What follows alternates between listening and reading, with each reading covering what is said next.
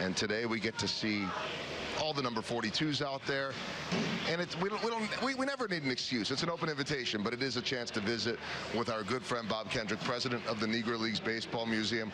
Where to begin? What about just the influence to this day of Jackie Robinson? Oh, it is still being felt, and being felt in a wonderful fashion. You know, Joel, the Negro Leagues Museum has long made the bold assertion that Jackie's breaking of the color barrier wasn't just a part of the Civil Rights Movement. It was the beginning of the Civil Rights Movement in this country. This was before Brown versus the Board of Education. This was before Rosa Parks' refusal to move to the back of the bus. As the late, great Buck O'Neill would so eloquently say, Dr. Martin Luther King Jr. was a sophomore at Morehouse College when Robinson signed that contract to play in the Dodgers organization. President Truman would not integrate the armed forces until a year after Jackie. So for all intents and purposes, this is what started the ball of social progress rolling in our country, baseball. Yeah. And I think I read in the Royals Hall of Fame that was Buck overseas when he was serving in the Navy at that time, and when the word got to him, he thought he was in trouble when they actually brought him into the command post, and he's like, oh hell, what have I done now?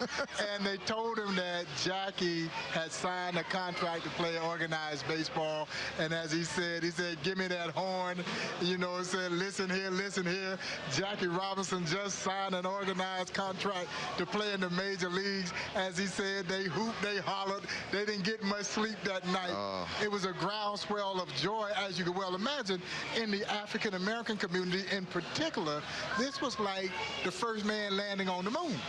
You know, this is something that I think black Americans had been waiting for forever, to see how their great black stars were going to fare when they got a chance to play in the major leagues. And so to be able to get that news, I would think anywhere around this country, but to be able to receive that news while serving your country overseas, perhaps often not feeling like many of those men were well represented or appreciated. Well, and really, Joel, if we had to pinpoint one single solitary movement that spurred the integration of the game, it is World War II, for the very reason that you just expressed. Here you had young African-American soldiers dying, fighting the same racism in another country that we were being asked to accept here at home.